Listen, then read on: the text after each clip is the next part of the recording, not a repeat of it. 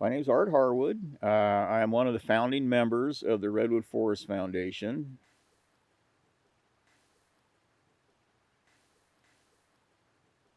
My father was part of a pioneering family that came to Mendocino County.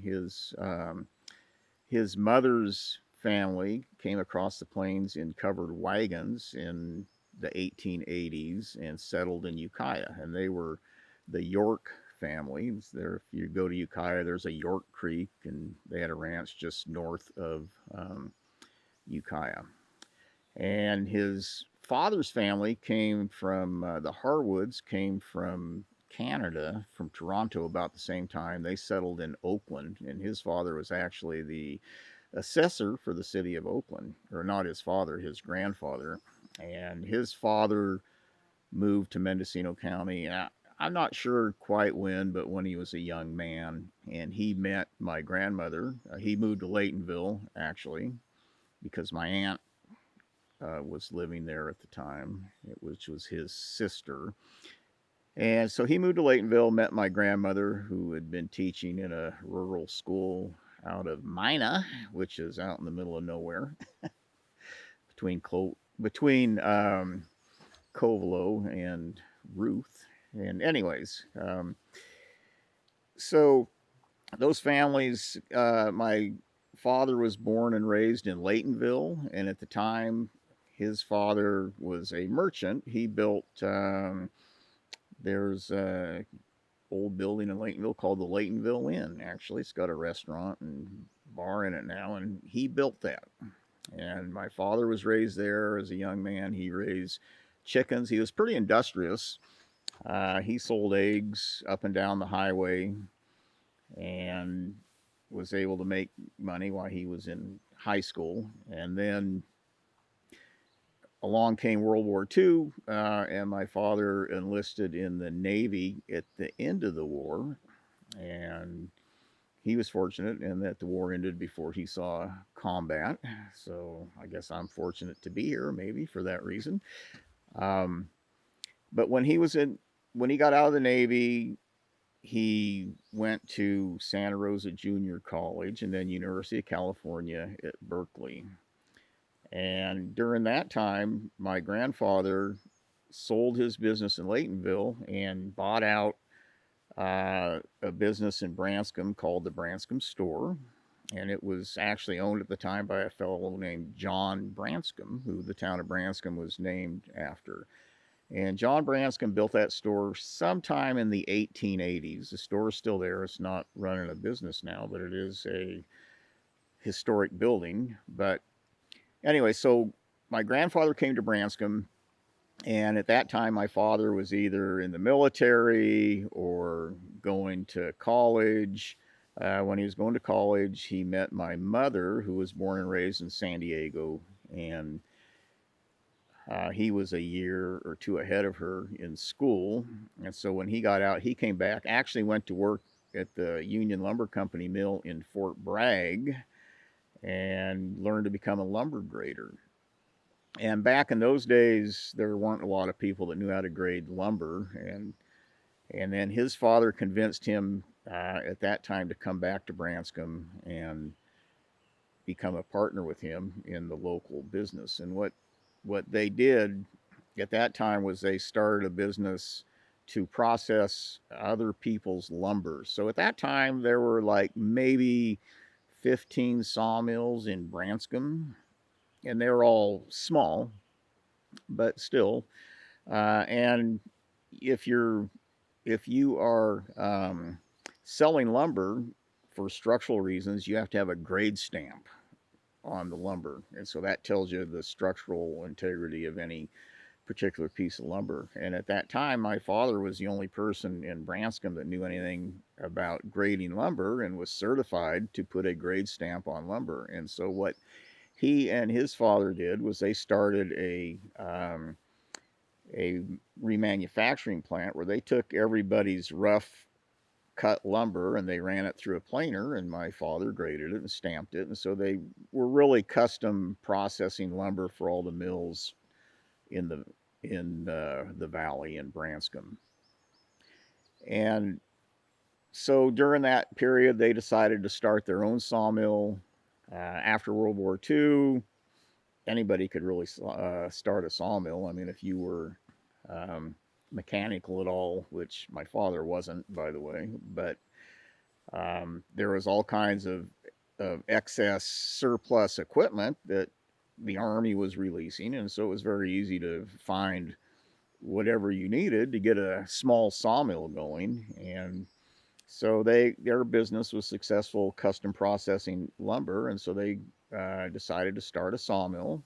It was right behind the Branscombe store, actually. And I always hear the stories about, when the sawmill was going, they used to keep to support the sawmill, they would reach into the till at the Branscombe store to get money, for whatever, to buy parts um, or make payroll. I mean, it was a tough deal, and what happened is that if you looked at, say, Branscombe and Laytonville, there were probably over 30 mills in both places, and all the mills went away except for our family's mill. And there's a lot of reasons for that, but part of it's luck. I mean, a lot of the mills burned down. Part of it's because my father did go to college and got a business degree, so he knew a little bit about business, which most people really didn't know, and so it was successful. And the mill was there for 60 years before it closed down, and my family operated it up until 2008. And during that time, of course, my father and the rest of my family really had deep roots within the community, and they kind of saw things differently from other people that had sawmills. The other sawmills around were basically big corporate ownerships. You had Louisiana Pacific, you had Georgia Pacific, uh, Pacific Lumber Company, Simpson Timber, and um, people like Louisiana Pacific and Georgia Pacific. I mean, they're just big corporate entities that were not from here, and their whole deal was to make as much money as they could as fast as they could, and they were not real concerned about the community. I always remember my dad telling me they had like Georgia Pacific, their mode of operation was they'd go into a place and they would cut down all the timber and they'd leave. And but they considered that a sustainable way to do business, because they'd leave and then they'd come back in 50 years when the timber was back, and they'd do start all over. So the the wood would come back, but the communities they left were in disarray, and so they coined a term up in Oregon where this was really taking place. It's called being GP'd. And that was just the way big corporations looked at things, and it's also really why kind of what got us into the timber wars here. I should say one other thing about logging in the say after World War II. I mean, logging really did not happen here. There was always logging, but it was at a really kind of small scale, and it really didn't get ramped up until after World War II, and when it's kind of the advent of the bulldozer, where people could really get out and they could move a lot of dirt, and a good bulldozer operator was somebody that could move the most dirt, and they'd go up and down the creeks, and it was really not a good deal, and it really was. But back to the scale of it, even um, a lot of what went on wasn't a good deal, but the scale was small, and so it really didn't have a huge impact on the forests and the related things like fisheries and that sort of thing. But as these large corporations moved in, they figured out how to become real efficient, and the scale got to be immense, and that's there wasn't any growing the trees back to anywhere near what they were. they um, they were just cutting them down and harvesting them smaller and smaller, and by the end, Harry Merlot who ran Louisiana Pacific, was famously quoted as saying, "We want to take everything there is right down to that small," because their idea was they would grind it up and reconstitute it as a board, which they do today. But once again, I'm not going to say that's good or bad, but it's a matter of scale, and they were doing things on a big scale. So when I look at the modern day environmental movement, or really what happened in Mendocino County that was relevant to me, I always go back to the Summer of Love in 1967, which was kind of a very important national mark, or important thing in the nation's history, really. And it was during the time when the Vietnam War was raging. Many counterculture people gathered in San Francisco. They were doing lots of drugs and smoking pot and protesting the Vietnam War, and it was a big deal. Um, there's a lot of documentaries that if you've never seen them, you really should look at, because it was pretty interesting. But anyways, that was 1967. That would have made me 14 years old, I think. And soon after 1967, the people that participated in the Summer of Love, which then we referred to as hippies. Actually, we still refer to them as hippies, but they wear that badge of honor proudly.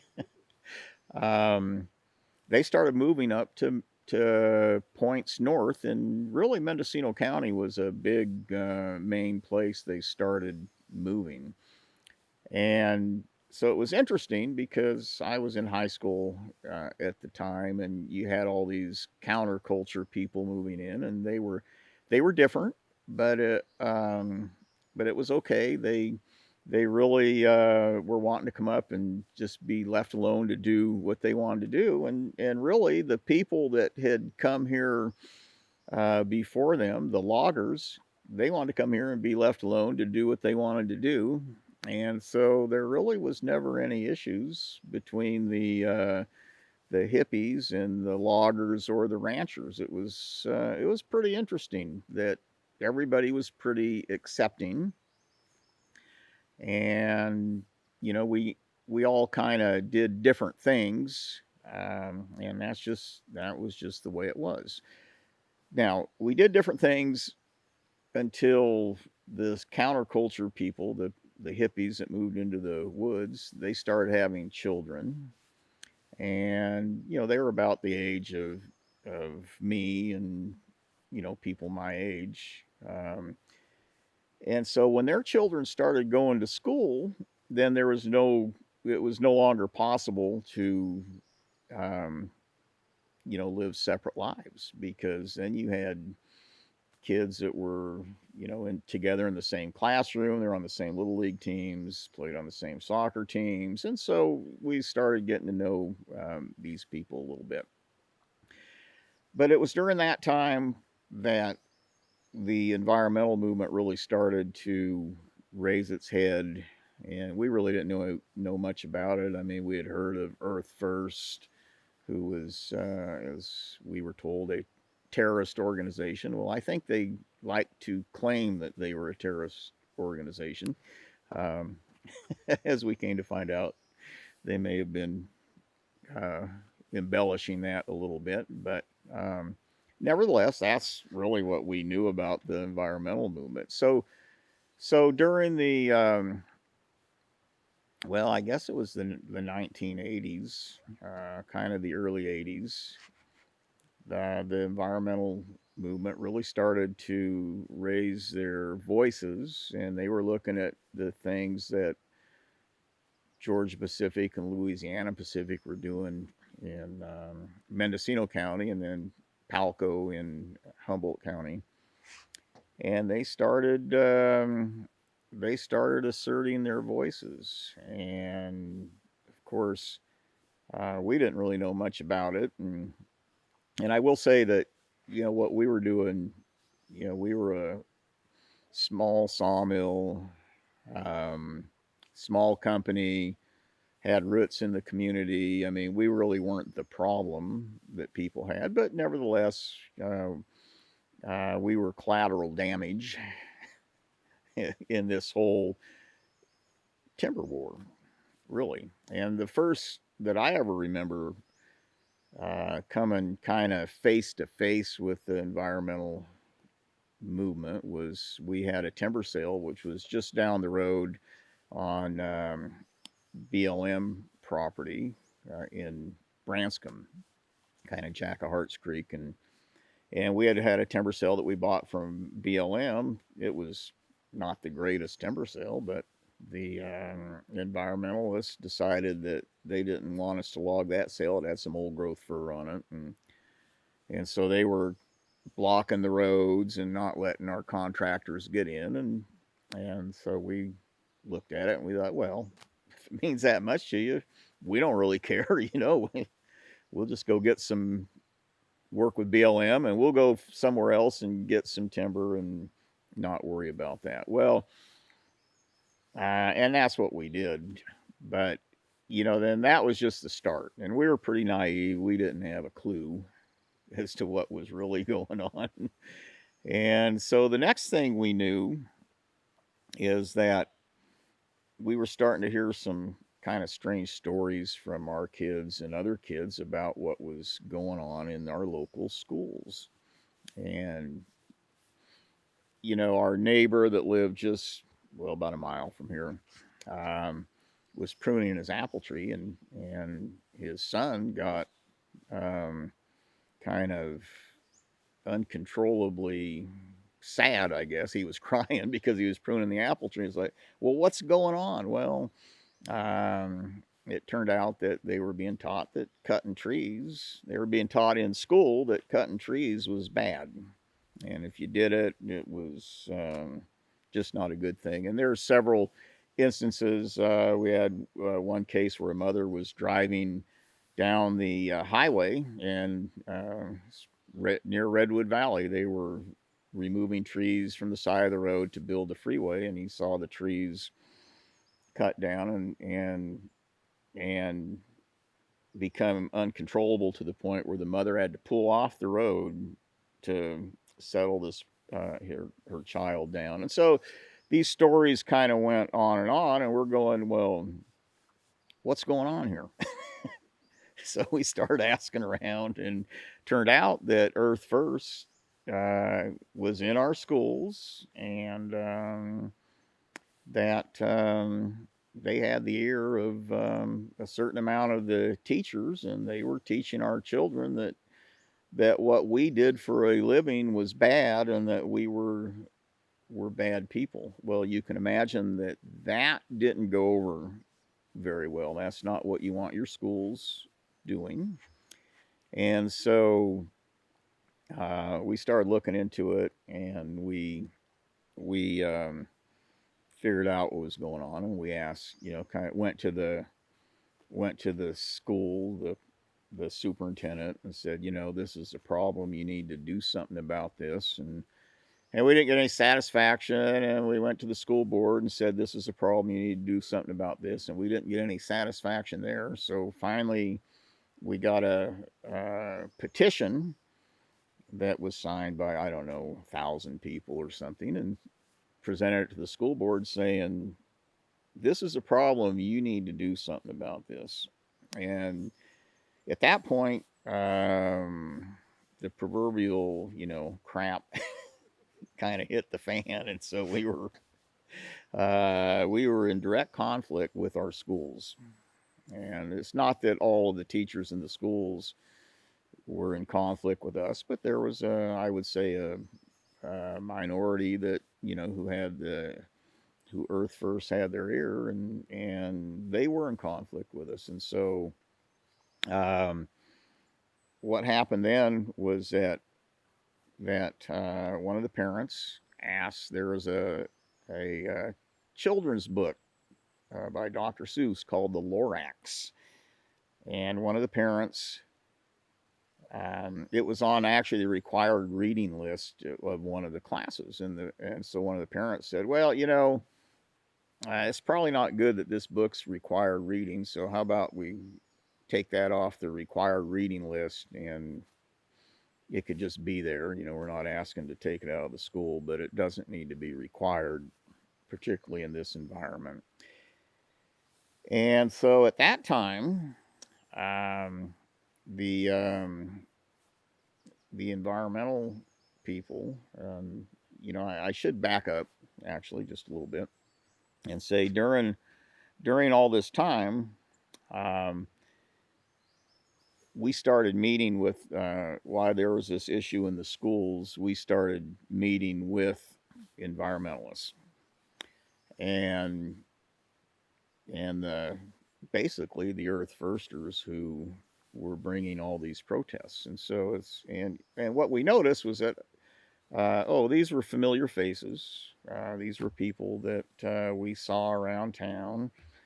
These were people that their kids were in the schools. They were on our kids' little league teams, on our kids' soccer teams. And my son, who at the time I think was 10 years old, his girlfriend was the Earth First leader's daughter. So there you have it. And so what we decided was that maybe we needed to have a conversation because this was not really getting us anywhere. So we started talking. It was interesting in that we at the time we could have a conversation with Earth First, but we couldn't have a conversation with our teachers, which was kind of odd, but that's the way it was. Um, so we started having these conversations with Earth First, and at the time they were really starting to, rev up their protests, and they had after a few meetings, they asked if they could bring this person. They had this charismatic new person that came to town that wanted to join our discussions. A lady named Judy Berry, and we're like, fine. I've never heard of Judy Berry, but it turned out that Judy Berry really took a central role in the whole timber war. Well, she was the leader of the environmental movement on the North Coast during the timber wars, and so Judy joined our discussions, and of course, I should say that the first meeting we had and the first agreement we ever had was that we would not bring guns to the meetings. that wasn't a good idea. Okay, so that's how we started communicating. Um, so we were having these meetings and these discussions and getting to know people that we considered adversaries, but familiar faces. And during that time, then was when this parent asked that the Lorax be taken off the required reading list in the school and just left as another book in the library or whatever because of the nature of the content. Well, Judy Berry, who was really a brilliant tactician, turned that into book banning, and um, we had press from all over the world in Branscombe and Laytonville um, as the school board wrestled with book banning. And so it got to be quite the big deal. And of course, we asked Judy, well, now, why'd you do that? Well, because it was an opportunity, and really, we don't want to do anything to you, but I mean, why we're dealing with the big corporations. If you're collateral damage, then you're collateral damage. So there's nothing, that's just the way it is. It's like, okay, well, fine. We get that. So we got through that, and then that kind of came and went. school issue, but at the time, the Judy and the environmental movement were really gearing up to have a big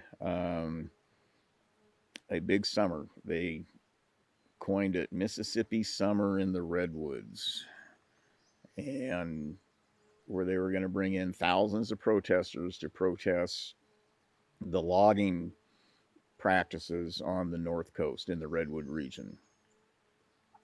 And so they started making these plans, and of course, the connotation of Mississippi Summer in the Redwoods is one of violence and bloodshed. And they kind of soon realized that there was an issue. They were finally figured out that maybe that wasn't the best name for it, so they changed the name to Redwood Summer. And during this time when they were planning for this big summer of protests, I got a call from Judy. We had kind of quit meeting, but I got a call from Judy Berry, and she said, "You know, Art, we're going to do this protest, and I'm really afraid that it's going to become violent. And would you help arrange meetings with loggers and mill workers so maybe we can prevent violence from happening?" And I told her, I said, "Well, the easy way to prevent the violence from happening is to not do it." But that was not the way it was going to go. So Judy, so I agreed. Okay, well, I'll help put together meetings, and we'll see how that goes. So we started a series of meetings. We got actually Steve Zweiback and Marshall Rogers to help facilitate meetings between environmentalists um, and the loggers and lumber people. And what we did is we sat down and we came up with rules of engagement. And so part of the deal was that, okay, we don't want any surprises. If there's going to be a protest outside of like if protesters are going to be chaining themselves to a gate at a logging operation, we want to know in advance. Or the same at a sawmill. And so came up with all these rules, and then we brought the sheriff's department in at the end. They were not part of the original discussions. And so basically what we said is, okay, here's how it's going to work. If somebody's protesting, then an example would be at one protest, the demonstrators were chained to a gate at a logging operation. The logging crews got there, the logging trucks showed up, along with the TV cameras, I guess. And they just stopped and waited. Sheriff's department showed up on cue, arrested the demonstrators, cut their locks away from the gate, took them down the road a mile and let them go, and then the loggers went about their business. And that's how it worked, and it worked well. And people in Humboldt County looked at what we did, and they were doing the same thing. And I always am proud of the fact that the only violence during that whole summer was when Judy Berry and Daryl Cherney got bombed in Oakland. And to this day, nobody knows who did that or why that happened. But it did happen. But that was the only violence that happened during Redwood Summer. So it just showed that people that had different points of view could sit down and talk and really come to some sort of accommodation. And what we learned through all that is that we really did not have a lot of different views on the world, or not as many as we thought. So we could sit down and communicate. And really, the unfortunate part about that was that the real, in my mind, the real villains in this were the big corporations, Louisiana Pacific, Georgia Pacific, Pacific Lumber Company. They were just going through the wood, and what the demonstrators did was forced us to defend those big corporations. And everybody knew what they were doing, but we really didn't have a choice because they didn't give us a choice. And we would tell them, why are you putting us in the same boat as them? Well, because that's just the way it is. Okay, well, you do understand that um, we're going to defend ourselves, and at the same time, we had to defend what was going on, and so that was kind of too bad. But the good part is we came out of it, and with I think we respected where the environmental people were coming from. I think they respected our role in the community and what we were doing, and so that was the good part. And so Redwood Summer came and went. Um, I could go on and on and on about that, but I think we'll move on. Um, and so we were happy. I mean that summer consumed. It was like a big part of my life. Was a big part of everybody's life. When it was over, I never regretted any of what went on there, but I did not want to relive that. It was just, it consumed you to be part of that.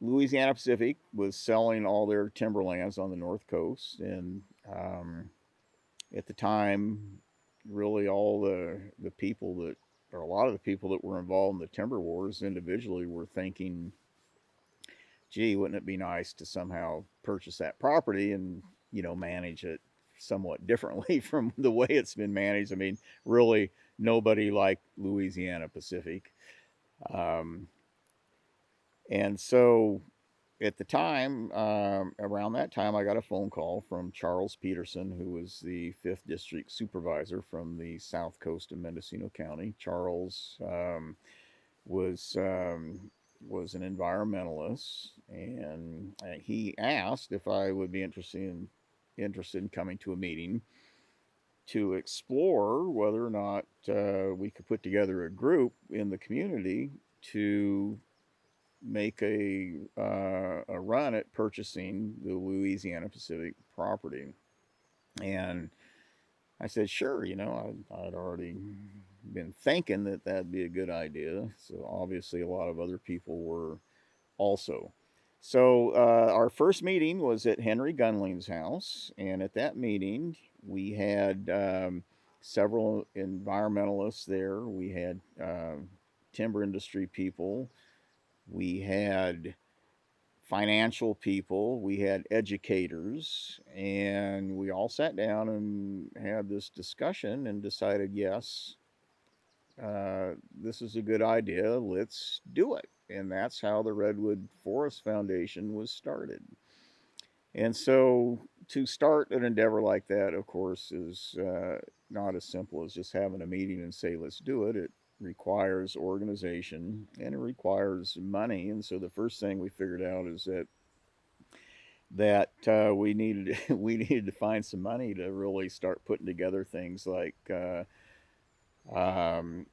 articles of incorporation and bylaws and that sort of thing. And so Henry went to his good friend Giles Mead and asked Giles if he would give us $50,000 to get this going. Giles was a philanthropist from Napa County, and Giles said, Henry, he says, $50,000 is not enough, and I'm going to give you $100,000, and I think it's a real good idea what you're doing. So, thanks to Giles and the Mead Foundation, we had $100,000. It seemed like a lot of money at the time, but as it turned out, Giles was right.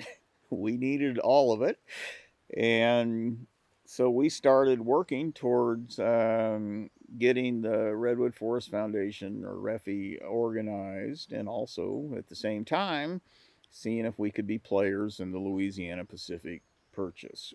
Um, we were a little naive at the time in that we really weren't ready to make a purchase, but Louisiana Pacific was nice enough to at least let us have a look at the deal. We were not successful, but as it turned out, that was fine because we really needed to get our act together first. And so we kept working on, getting the bylaws in and being incorporated and doing all the other things. One of the problems we had is that although we all knew each other from the timber wars, we didn't totally trust each other. Well, it's not that we didn't trust each other, but we really still had different views on how a forest should be managed and how that might be part of the community. And we really needed to work through all these things. And so it gave us time to work through issues. And during the time we were working through issues, we looked at other prospective purchases. One was Georgia Pacific, who was selling out. There was another one that was Rich Padula's. Actually, I think Rich ended up with it. I'm trying to think somebody else sold that. I kind of forget. But we looked at 3 or 4 different prospective purchases, and we're not successful on any of them. But what we did is during that time we kept working on really becoming more cohesive as a group.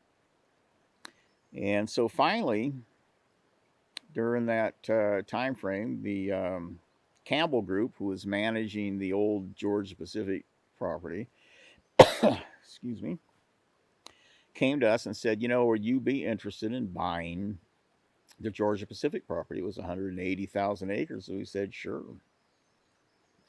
And so we started negotiations with, it was owned at the time by the Washington Public Employees Retirement System. And so we started in negotiations to see if we could make that purchase. And that went on for a while.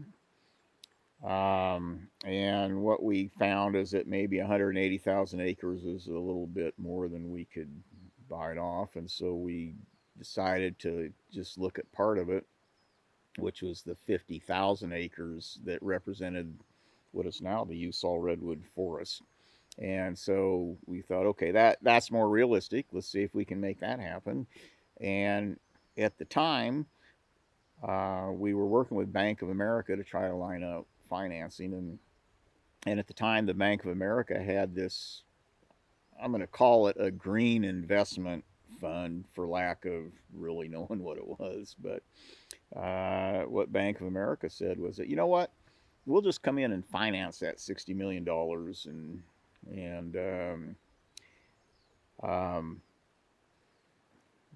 you can pay it back over time, and that's kind of how we did the deal. Now it wasn't really that simple because one of the things we had done, I mentioned early on that we had financial people. Henry Gunling was one of them. We had others, and as we were in this process of negotiation, we brought in other financial people. We brought in Candy Scarlatos, who worked for Bank of America at the time and then had retired and joined our group.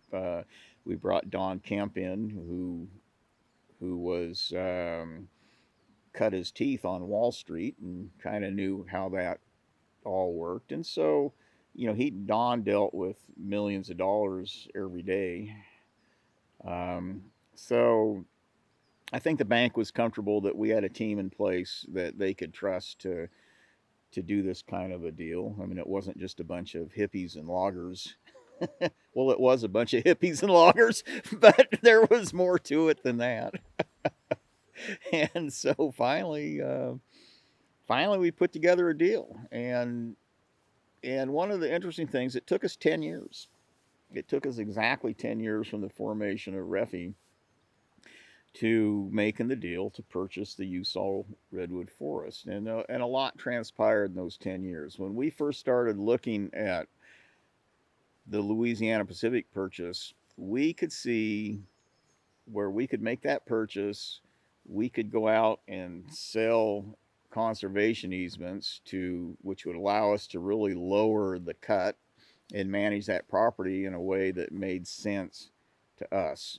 Well, by the time we made a purchase, that whole financial landscape had changed. And what happened was that what we thought we could use to buy down the cut was no longer there. The big TIMOs, which Campbell Group represented a TIMO, Timber Investment Management Organization, they had figured out how to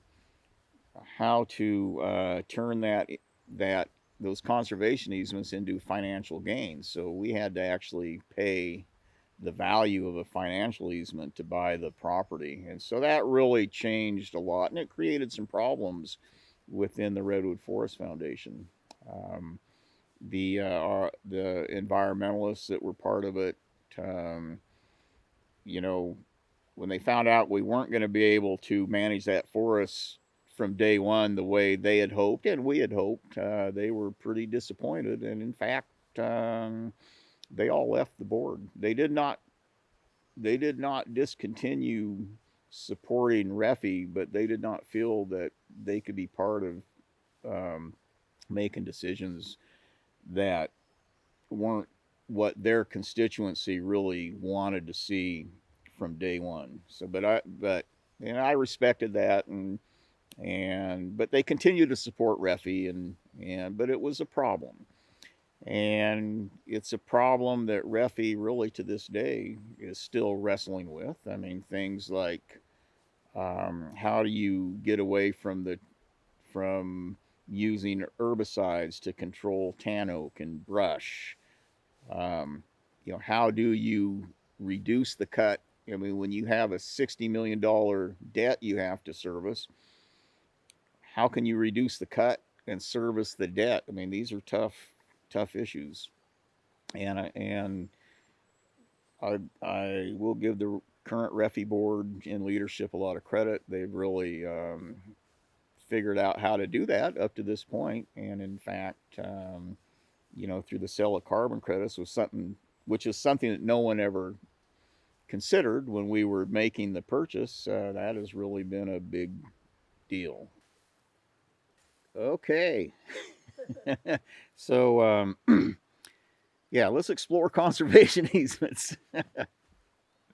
So when we first started RFFI and we looked at exploring the purchase of Louisiana Pacific property, what we all realized then was that if we could get our hands, well, what we realized is that the key to purchasing that property and managing it in a way that would have the support of the community was to have a light touch with the forestry. And what we realized is that to be able to do that, that we had to have a mechanism to really buy the debt down, or I guess that's the right word.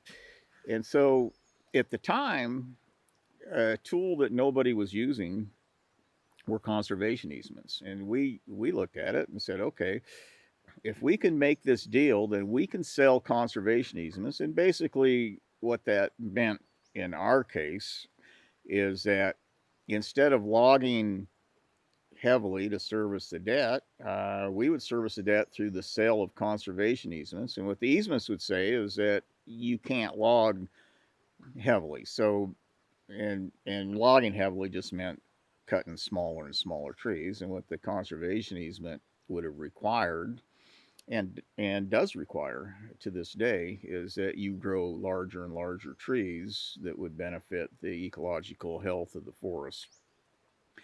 And so that mechanism was there to actually, where we could have immediately reduced the cut on the forest and started this whole regenerative forestry regime that really these forests need. And what happened is, from the time between the time that RFFI was first formed till the time that we bought the Usal Redwood Forest, the large timber companies, the TIMOs, Timber Investment Management Organizations, figured out how to monetize conservation easements.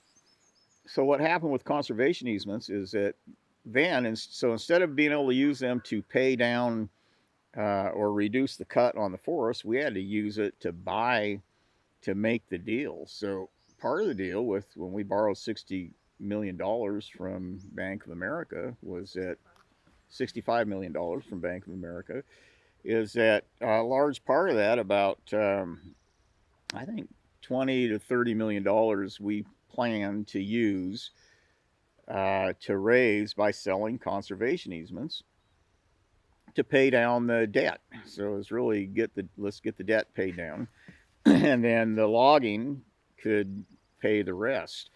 And what happened at the time is that the state of California had passed a huge bond measure, and there were hundreds of millions of dollars that were available for the state to buy conservation easements in forests.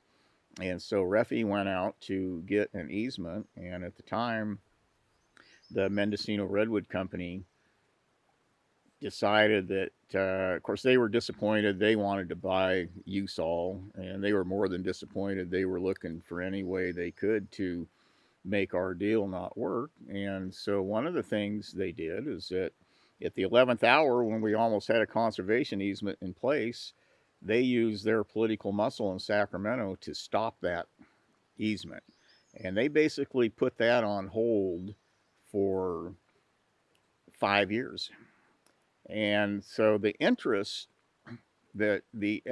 interest that accumulated on RFFI's debt for 5 years came close to just under $20 million. And so there was $20 million that the Redwood Forest Foundation did not have to actually make this deal work, and it made our whole deal really a lot tougher and a lot more complicated. And it's unfortunate because it just goes to show what you're up against when you're trying to compete in really the cutthroat world of buying and selling timberland, and it's really everything. I mean, it's we're just country people that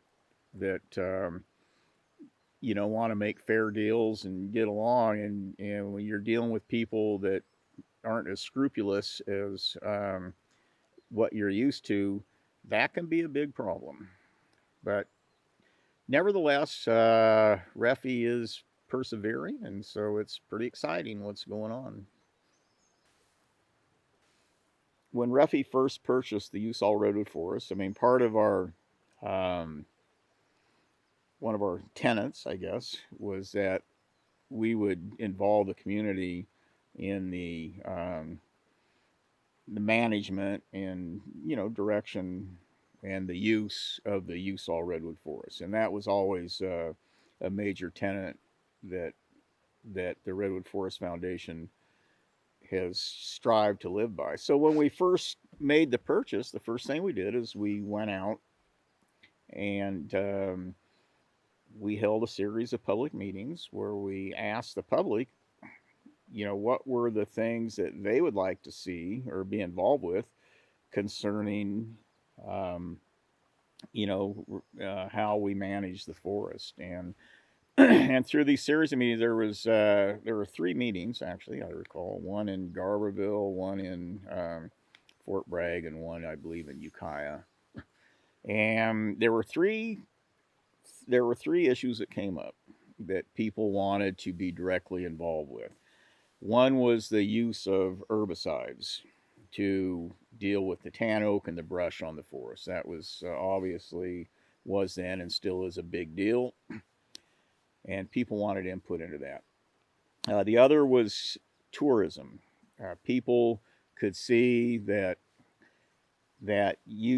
having the Usal Redwood Forest as a tourist destination could be a big deal for Mendocino County, not just Mendocino, but Humboldt County also.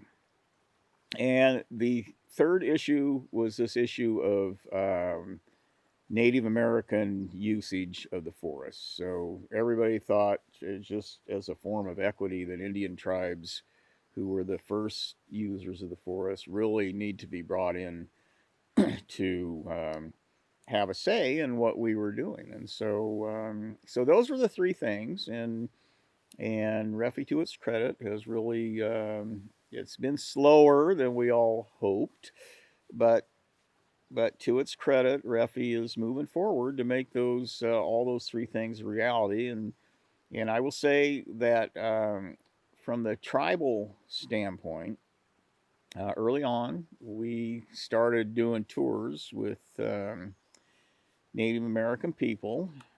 I recall one of the first tours we did was I think it was Richard Ginger and John Rogers and I and Robert Ballard and maybe somebody else from Campbell took Lewis Hoagland and Lillian Fraser, who were Lewis was the tribal chairman for the Wailaki, whose Usal was their historic home, so to speak, or they used the land, and then his aunt Lillian Fraser, who was a member of the Caddo tribe.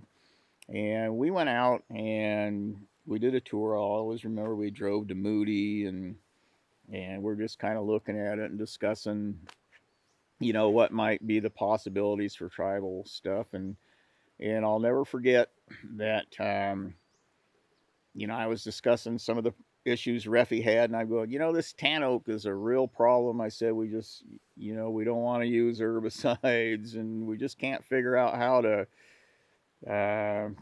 control it, but there's got to be a way. And Lillian looked at me and she said, "We don't see a problem with tan oaks." She said, "Tan oaks produce acorns, and those are our traditional um, foods. Part of our traditional food sources that Indian tribes have relied on for centuries, and we like tan oaks." And I thought, oh, okay. There's a different perspective that we need to be aware of, and from that discussion, it certainly turned on a light for me, and um, in how I viewed not just tan oaks, but how I viewed how Indian tribes might want to use the property. And so I went back after this discussion to the Refi board. I was executive director of Refi at the time, and um, you know, I related this conversation I had with Lillian, and the board at that time said, well, um, if tribes want to gather acorns, why don't we find a spot on the property where we can dedicate to acorn gathering, and we'll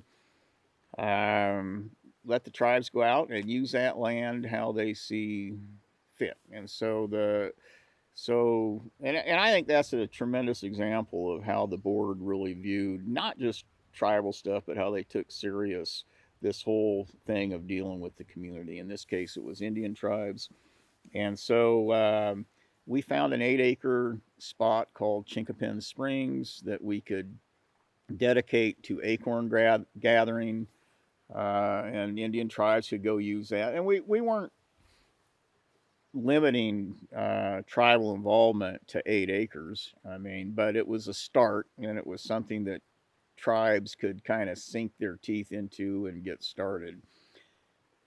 So we dedicated that. We went out, what I'll never forget is that we took a tribal tour. There were probably representatives of at least half a dozen different California Indian tribes on that tour. And we went to Chickman Springs and we sat down, kind of sat around in a circle, really, and started discussing just how management of this might go and what it meant. And the people that were there, it was an extremely emotional experience, and one could not help but get caught up in the moment. I mean, these tribal people could not believe that a landowner said, you know, we're going to dedicate this for your use. And they were out there, and it was something tangible. And because I was thinking, um, well, you couldn't go to other landowners and ask to use their property to gather acorns or whatever. And maybe they could have, but no one ever had. And this was like a first, and it was a big deal. And all that's something I'll never forget, that moment. And so since then, um, Refi's efforts to involve tribal people. We've had other tours. We went out and we've done some clearing at Chinkapin Springs, but for various reasons, it hasn't really taken off the way I had hoped it would have, and really the way that tribal people have hoped it would have. And a lot of it is that, um, it really requires some sort of leadership to to get these things going, and you have to be careful, because it really needs to be tribal leadership, but Indian tribes are not always the most organized, and so um, and Refi needs to, Refi's got other issues to deal with, and but nevertheless, there's a start, and it's a big deal, and hopefully we're gonna, between Refi and evolving tribal people, that the leadership is going to evolve, and I think it could be a great thing. And there's some real synergies, like beyond the 8-acre acorn grove. So this is 50,000 acres. There are a lot of acorns growing on 50,000 acres. And if you look at the potential for harvesting acorns, I mean, one of the real synergies is that Refi has been looking at establishing fire breaks on the forest. And the best way, what we've learned is the best way to do fire breaks is to not just go out and bulldoze down to bare earth, because that is good for a year or two, and then the brush grows up and it's not a fire break anymore. The best way to do a fire break is to actually create a big overstory, and you're talking on ridge tops, by the way. So the best way to, because that's where you want your breaks, and the best way to do a fire break is to create a overstory of larger trees and then control the brush underneath. And it turns out that on ridge tops, which are the typically the porous soil type on the forests, what thrives there are tan oaks and big tan oaks. And so if you go out and you start creating and managing these fire breaks, what you're really creating are the perfect acorn gathering opportunities.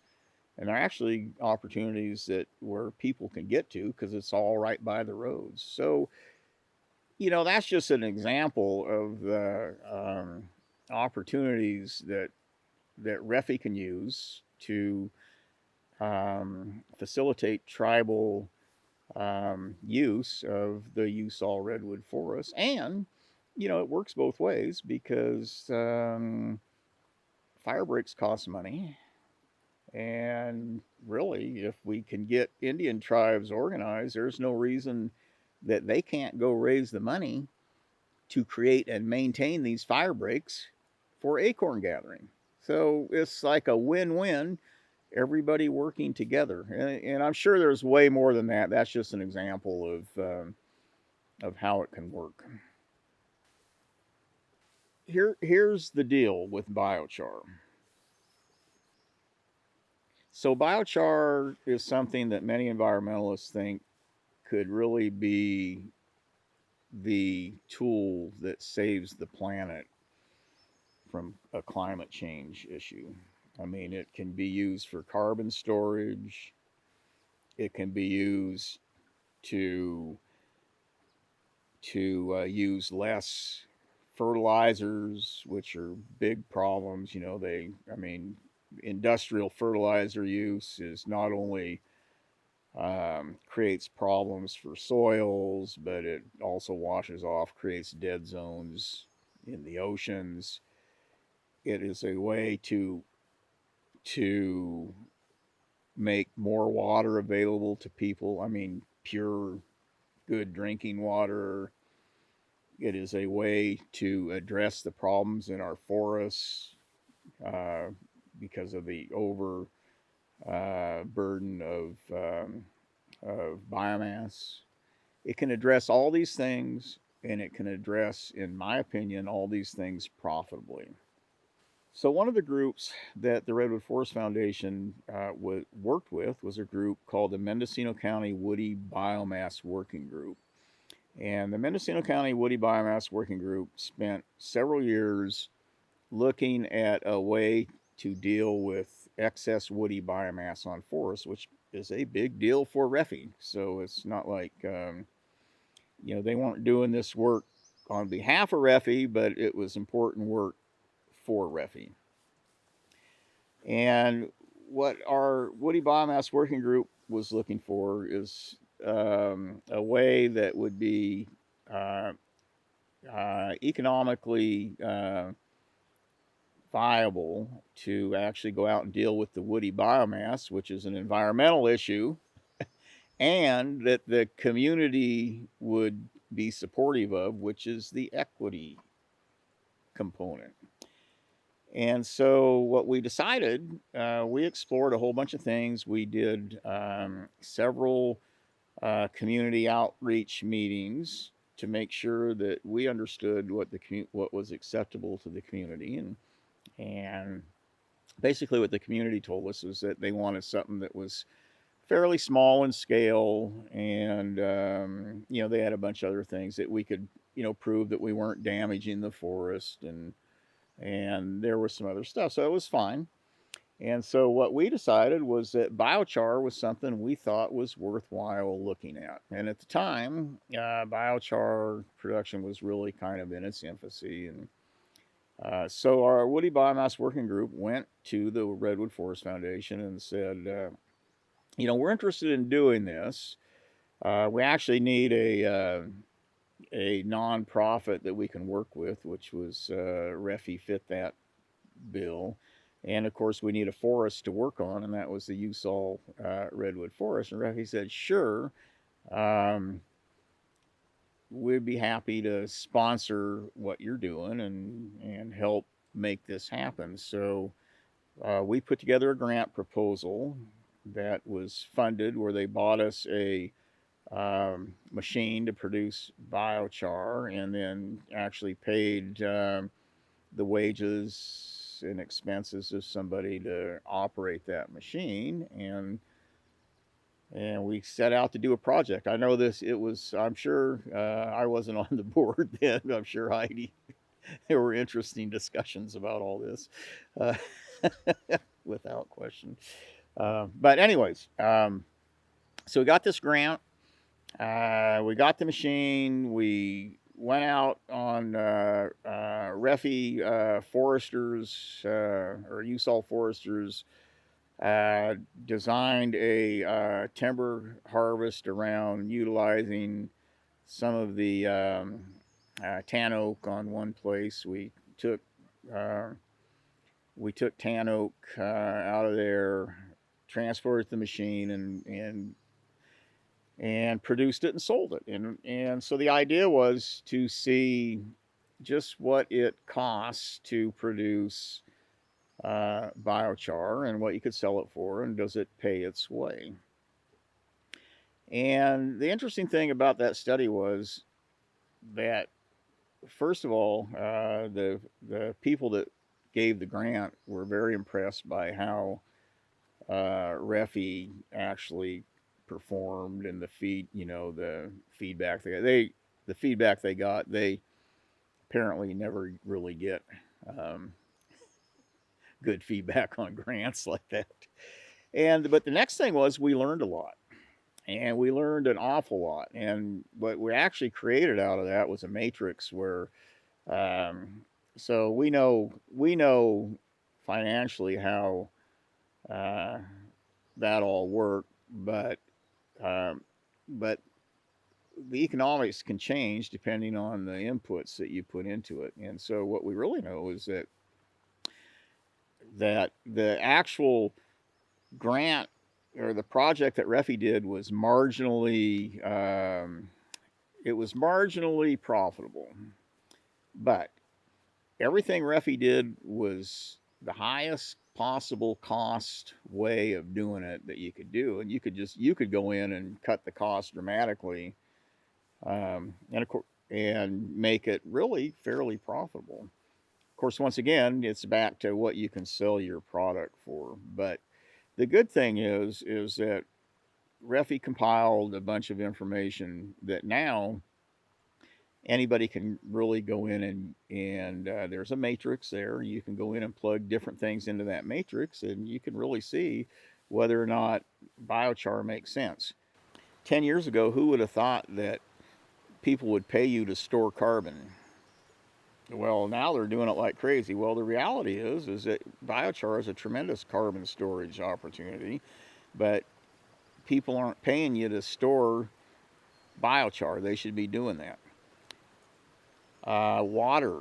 The state of California has passed bonds to spend billions of dollars on water storage. Well, what we know is that if you put biochar on agricultural land, you can reduce water usage by up to a third. And so if you can reduce water storage by up to a third, that means you can reduce water storage by at least a third, or reduce water usage by a third. Well, then you need to build more storage. If you can save it by putting biochar on the crops as an added benefit, the crops actually um, do better because they need less fertilizer and they grow. You get better production from using biochar. And at the same time, to create the biochar, you need a resource to do it. Well, it's the excess woody biomass in forests, which everybody knows because of these fires that we need to deal with. Well, maybe we can economically deal with it. Now everybody's going, how do we do it because of the costs? Well, if it's profitable to go deal with it, then that's a great thing. So biochar is a big deal, and Refi is in the forefront of making it a reality, hopefully on a global scale.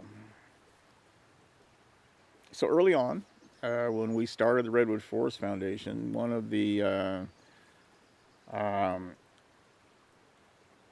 one of the things that started to be a big deal, not just with Refi, but all over, was what we referred to as the three E's. Other people might refer to those as something different. But when I talk about the three E's, and looking at what Refi's doing, anything we do has to be economically viable. It has to be environmentally correct, and it has to provide for social equity. And so, environment, economics, equity. And if one of those things is missing, then it's not worth doing. And the good thing about referring back to that is that if you're looking to make decisions um, involving anything, it's a real quick check. Does it meet the economic, environmental, and equity positions that it should? Because if one of those is missing, it's not worth doing. And it is a very powerful tool, and it's a quick tool for reference.